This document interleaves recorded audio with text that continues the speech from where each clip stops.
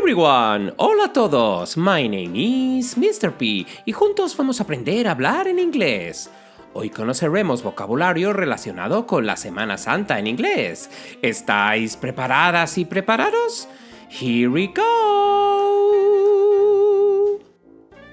La Semana Santa es una fiesta de origen religioso que conmemora la pasión y resurrección de Cristo. Tanto en Latinoamérica como en España se enfatiza la dimensión religiosa de estas festividades, con procesiones y misas. En los países de habla inglesa como Inglaterra o Estados Unidos, es muy popular desde hace muchos años la tradición de pintar huevos de chocolate con colores vivos para el Domingo de Resurrección. Esta tradición, junto con la de esconder y buscar estos huevos, se ha implantado en otros lugares del mundo. A continuación, te presento unas cuantas palabras y conceptos relacionados con la Semana Santa.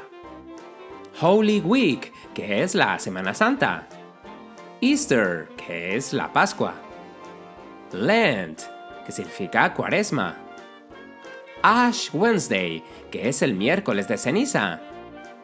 Palm Sunday, que es Domingo de Ramos. Processions, procesiones. Brotherhood, cofradía. Maundy Thursday o Holy Thursday, que significa Jueves Santo. The Last Supper, que significa la última cena. Good Friday, que significa Viernes Santo. Holy Saturday, que significa Sábado Santo. Easter Sunday o Resurrection Sunday, que es el domingo de Pascua o domingo de resurrección. Easter eggs, que son los huevos de Pascua. Easter Bunny, que es el conejo de Pascua.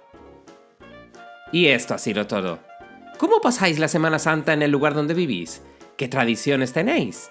Mandadme un mail y me lo contáis, así os conozco un poquito mejor. No os olvidéis de darle al like y suscribiros a mi canal. Con ese pequeño gesto hacéis que este proyecto siga creciendo y que llegue a más estudiantes de inglés como vosotros.